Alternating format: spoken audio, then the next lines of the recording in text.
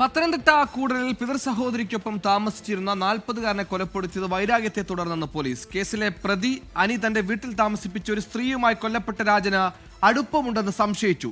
ഈ സ്ത്രീ പിന്നീട് വീട് വിട്ടുപോയതിന് കാരണം രാജനാണെന്നും അനി വിശ്വസിച്ചു. ഇതാണ് കൊലപാതകത്തിൽ കലാശിച്ചെന്നാണ് നിലവിലെ നിഗമനം. എ വി ജയശങ്കർ പത്തനംതിട്ടയിൽ നിന്ന് വിവരങ്ങളുമായി ചേർന്നു. ജയശങ്കർ, ഇതാണോ കൊലപാതകത്തിന്റെ മോട്ടീവ്? വിവരങ്ങൾ.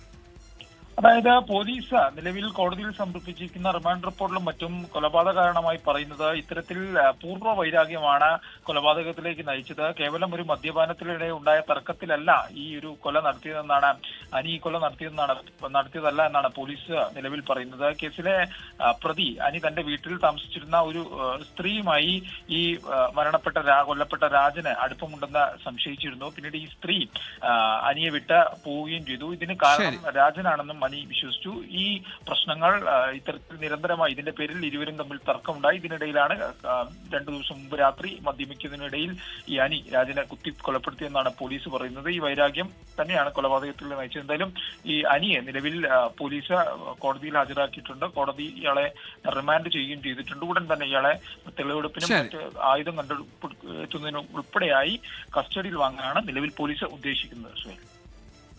ജയശങ്കറാണ് വാർത്തയുടെ വിശദാംശം നൽകിയത്.